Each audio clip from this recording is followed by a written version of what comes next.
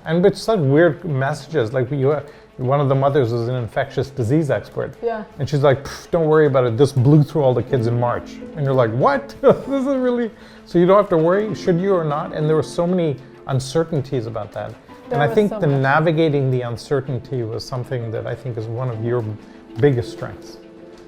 Yes, thank you. Well, you know, we really navigated this as a community. It became funny because I started to know what was going on with all of my neighbors' bodies, because if someone wasn't smelling something properly, if somebody else had a cough or some other symptom, like, you know, to the credit of all of our neighbors, they spoke up and people went and got COVID tests. We had a handful of COVID tests over the course of the summer. I got one also with my sister. She wasn't feeling well.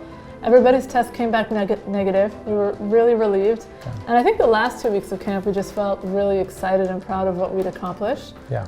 And I think we also learned, you know, 8 weeks later, when we're keeping the kids outside and all the activities are outside, we developed a hand washing system. All the kids wash with soap and water. Every time they enter the driveway, we used our hoses outside.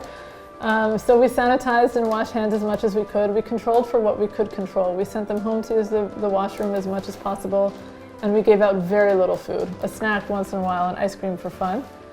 And Pause here and there. oh, and it was a success. So we were really pleased. And I think one of the things I learned about myself is that this was an area that I was willing to take some risk with COVID, right? It was important for me, for Milan to be outside, to have the kids be together, and to live the benefits of that, the social relief. I think the first week Milan was in camp, he was a whole nother person at home. Yeah, and I think that's the calm. case. This is the point. That's the case for all of the kids, right? And it saved all of the parents also, because they finally, after months of lockdown, had some structure and some place for something for the kids to do, to go to be kids, which is something that we've missed throughout the whole pandemic. For the big kids and the little kids, we found that the outcomes were on both subsets. For the counselors, they had somewhere to go, friends to see, something to do, a way to earn, a sense of responsibility, and they thrived and developed their own relationships. And with the little ones, the younger ones, they had age-appropriate activity,